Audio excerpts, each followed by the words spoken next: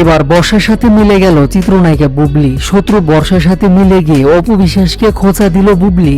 বাড়িসহ গৌতম সাহা দিঘি পরিমণির পর এবার বর্ষার সাথে সখ্যতা গড়ে তুলেছেন চিত্রনায়িকা বুবলি।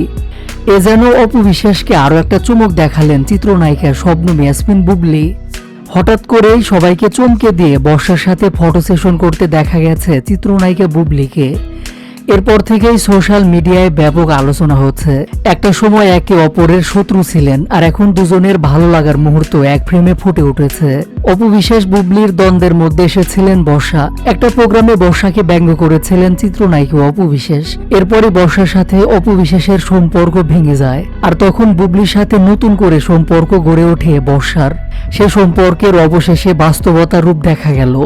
এবার রীতিমতো অপু বিশ্বাসকে ভুলে গিয়ে বুবলিকে আপন করে নিলেন বর্ষা। আবার বুবলিও অতীত ভুলে গিয়ে বর্ষাকে আপন করে নিয়েছেন।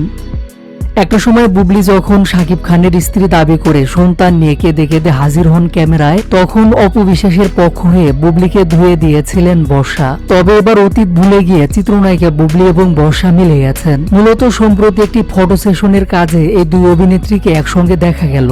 এ সময় শুটিং এর বিরতিতে তাদের একসঙ্গে খুনসুটি করতে দেখা যায়। এর আগে অপু বিশ্বাসের সাথে সম্পর্ক ভাঙার পর বুবলির সাথে যখন সম্পর্ক গড়ে ওঠে বর্ষার, তখন বর্ষা বুবলির ছেলের একটি ছবি নিজের ফেসবুকে শেয়ার করে প্রশংসা করেন।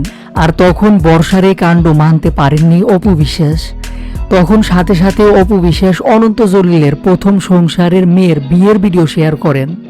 যদিও এমন দ্বন্দ্বের মাঝে বর্ষার সাথে নিজের সম্পর্ক ঠিক করার চেষ্টা করেন নায়িকা অপু বিশ্বাস। কয়েক মাসের মধ্যে তাদের সম্পর্ক ঠিকও হয়ে যায়। তারপর একটি প্রোগ্রামে অনন্ত জলিলকে নিয়ে খুব সুন্দর মন্তব্য করেন অপু বিশ্বাস। তাদের দুজনের সম্পর্ক মিটে যায়।